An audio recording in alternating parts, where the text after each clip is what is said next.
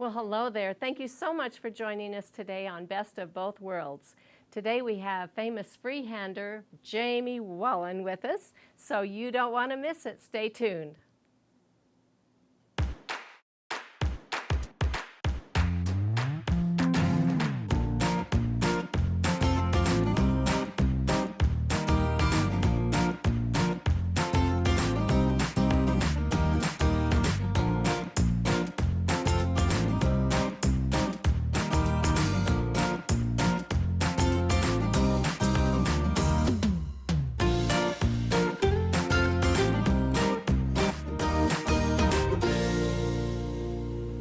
Thank you for coming back.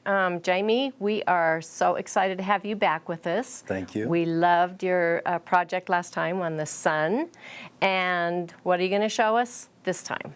Well, I thought this time we might go into some grid work. So some continuous curve alternatives, which I always call mystical grid type work. And I like it because it keeps me from having to use the rulers. I like to use rulers a lot of the time, but sometimes I want to get away from rulers based on how much a client quilt would be paying or a client would be paying for their quilt. Yeah, the stitch and the ditch is, can be tedious. It can. And so this is a good alternative. And I like it in Lone Stars too, I agree. in those kind of shapes, those diamond shapes. Absolutely. So I'm excited to have some alternatives. Wonderful. Let's get started. All right. To begin with our grid work instruction, what I want to do is to go over basic continuous curve, and I want to show you my path. So what I'm going to do is I'm going to go over, down, up, over, down, up, over, down, up, over, down, and if this were the end of the row, I would come back and close that row and then start my next row. I leave my left side open and then finish that on my very last row and come up and close it.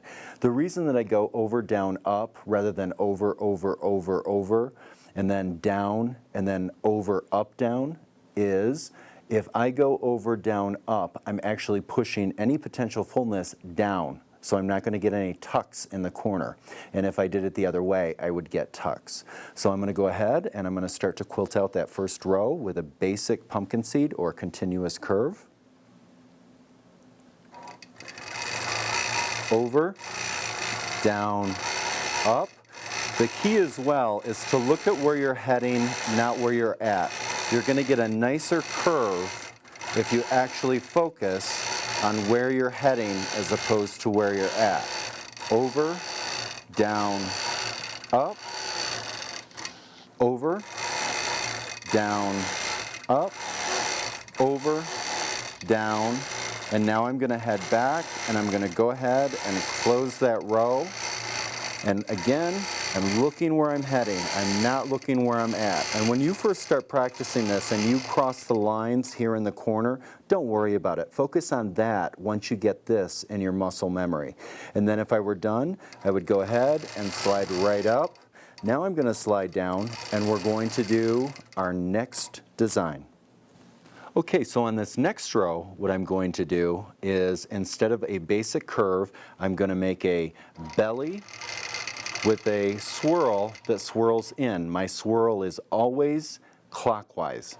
I'm going to backtrack around to the back of the head of that hook and then over. Now I go back to my other path though. Swirl clockwise, backtrack around, down to the point. Swirl clockwise, backtrack around, up. Swirl clockwise, backtrack, over. Down, backtrack, over. Up, backtrack, over. As we look at this, we want to make sure to remember the swirl is always clockwise and the swirl always heads into the center of whatever grid you're doing. So I'm going to head over now, swirl clockwise, backtrack, over. The other thing that I want you to be aware of is we want to see the peanut. Do you see the peanut here towards the seam, or in this case just the chalk mark? It looks like a peanut here. We want to see that so it keeps it consistent. Swirl, backtrack, point. Swirl, backtrack, point. Swirl, backtrack, point. Come down. Swirl, backtrack, point. Head up. Swirl, backtrack, point. Now what I want to do to show you a second design in the same row is we're going to do that, except we're going to echo it as opposed to backtrack. So now what I'm going to do is I'm going to do my swirl, but echo around to the back and then over. It leaves it a little more open. Swirl, echo around, over.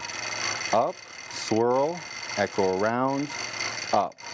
Swirl, echo around, and up. Swirl, echo around the back of the head of that hook, and then into the corner. Now we're going to close that row. Swirl, echo around and over. Swirl, echo around and over. Swirl clockwise, backtrack around, over. Swirl clockwise, backtrack around, over. If we were down to the bottom of our throat space, that would be the end, and now I would come up the left side and I would close off that row. So now what I want to do is show you a design that actually is going to fill up the space just a little bit more in case you get those really big grids, or you're just out in one of the modern quilt areas where you chalk a grid but you have some bigger grids. I'm going to put a chalk mark right in the center because this next one I want to hit near that chalk mark with part of the design. So now I'm here. I'm going to come over, do my swirl clockwise. I'm going to come out toward the center and then echo back, echo around, and over.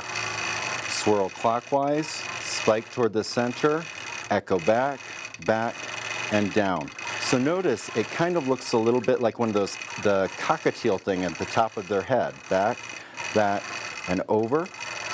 Swirl clockwise, spike toward the center, echo in, around, and over. Swirl clockwise, spike to the center, echo back, back, and over. Once in a while when I see new people do this, they actually come around to the back and then spike in. If that's the way you want to do it, again, remember, these are just bones. You take these and put as much or as little meat as you want on the design. That's your job to change the design to make it feel comfortable to whatever you want to put on a quilt. There's a lot more than one way to do each design. Spike to the center, back, back, and over. Swirl clockwise, spike to the center, echo back, around, and over. Swirl clockwise. Now I could come back, put bangs, come back, put bangs again, spike to the center, come around. Again, you can make this as decorative as you want to make it.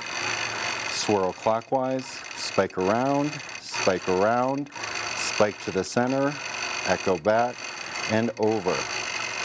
Swirl, spike to the center, back, and over. So play with these on your machine and figure out, or paper, remember paper is wonderful to practice on as well. Spike toward the center, back, and over, and then head all the way back to close that row. Spike to the center, back, back, and over. Back, around, and over. This machine moves lovely. Back, over, and over. Swirl up, up, back, back, and over. And we are doing some tiny grid work here. And it just glides, come around and up. If you notice on these two blocks that I'm going to do the next example on, what I did is halfway through here, I put a little registration line. You won't have to consistently do this. This is only the first few times that you practice this, just so you have a registration line to aim for. I'm going to come down with this next design, and I'm going to do just like we did before, except I'm going to keep it on one side of the line. So swirl clockwise, go to the center, counterclockwise, inside and over. Swirl clockwise, center, counterclockwise, inside and over. We still follow that same path though. Clockwise, center, counterclockwise, up and over. And when I say the same path, I'm referring to the over, down, up, that whole path. So again, clockwise, center, counterclockwise, under and over. Clockwise, center, counterclockwise, under and over. Clockwise, center, counterclockwise, under and over. Clockwise, counterclockwise, up, under, and over. And this gives you a wonderful frame for any type of a grid, whether it's a triangle, whether you're doing this in a circle, and you'll notice how this frames us out. I like using this a lot of times if I have photo quilts that come in because it's a nice frame and I'm not going to mess up grandmother's face and go over it with too much thread. For this next one, I'm going to do one block at a time. I'm going to do 3 different designs. When I do the first one, again, I'm going to go ahead and I'm going to put a dot right in the center of those grids. Now when I do this, I'm going to go back to that vine design that everybody, I think, wants to learn with their quilting. So when I do that, what I'm going to do is I'm going to start and I'm going to do my belly with my swirl clockwise. I backtrack around to the back of the head, but now I come out and in towards the center of a block with the counterclockwise, and then I go over. So again, let's go down, and I'm going to do one full circle. Clockwise, backtrack. Come out and go counterclockwise. Backtrack all the way down, and then come down to your point. Clockwise, backtrack, come out and go counterclockwise, backtrack down to the belly and over. If you don't backtrack perfect, don't worry about that. Backtrack around, go towards the center, come back and over. And notice how wonderfully this fills that block, but yet it gives it this wonderful movement. It's almost like swans without wings. Or feathers, I should say. So we want to make sure down the road we give them some feathers in the next few. So now what I want to do is let's give them some feathers. I'm going to slide over to this next one. And now I'm going to start with the same thing. Swirl clockwise, backtrack around to the back of the head, come out and go counterclockwise. I'm going to backtrack down to between the 2 swirls. Now I'm going to plant 1, 2, 3 feathers, come around and over. Clockwise, come back around, come up, counterclockwise. I want to backtrack down, and now I'm going to plant those feathers and curve right around. I'm doing traditional long arm feathers right now, but whatever type of feathers that you want to do, you slide in there. Everybody has their favorite feathers. Come around and up, backtrack, slide your feathers right around, and over. Now I slide up, clockwise, always clockwise first, come out, counterclockwise, backtrack down, plant my feathers, 2, and it's also up to you however many you choose to do in there. So now we have this wonderful design with the grid that we want to remember. I showed you in a square shape. When you're actually doing this on a quilt, you're still going to follow that same path that we did before, the over, down, up, over, down, up. But I wanted to get as many designs into this time that we can to practice. So now I'm going to show you one more. I'm going to slide over. I like this one because it gives it a little bit more of a European flair to it. So what I'm going to do now is I'm going to do swirl clockwise, backtrack around, counterclockwise, but this time the fronds, when I come down here, I'm going to come up, curve under, and back. Up, curve under, back. Up, curve under, touch, come around, and over. And as you see, it gives it just a little bit more of a European look. Or if you're doing it on a more masculine quilt, it almost looks like bat or dragon wings. Out, curve under, come back. Out, curve under, touch, come around, and down. So watch this again. Swirl clockwise, come back. Go counterclockwise, come back. I'm going to slide out, curve away, come back. Out, curve away, come back. That third one, I always connect with the neck, come around and over. Swirl clockwise, back. Counterclockwise, back. Come away, boom, back, backtrack back, under, back. Backtrack, curve, come around, and come up. And that is one of my favorites. You could also have put a vein in either the feathers or these kind of more Baroque type fronds. This has been absolutely fascinating. Thank and you. Some of these are new to me, so thank you so much Wonderful. for giving me some ideas, and I can add some of my own, just like the viewers. Perfect. And Jamie was sewing with the Statler. We dropped the belts for you. Right. That felt pretty good, didn't Oh, it? it felt amazing. Yeah, that's awesome. Yes. And you know, I noticed that you have some of these on those stars on the quilt behind us. Absolutely. Do you want to tell us about that quilt? Absolutely. That quilt actually belongs to Joanne Lewis from Paper Pieces, and I got that, and she actually submitted it to the Paducah Quilt Show, and it was wonderfully fun to do.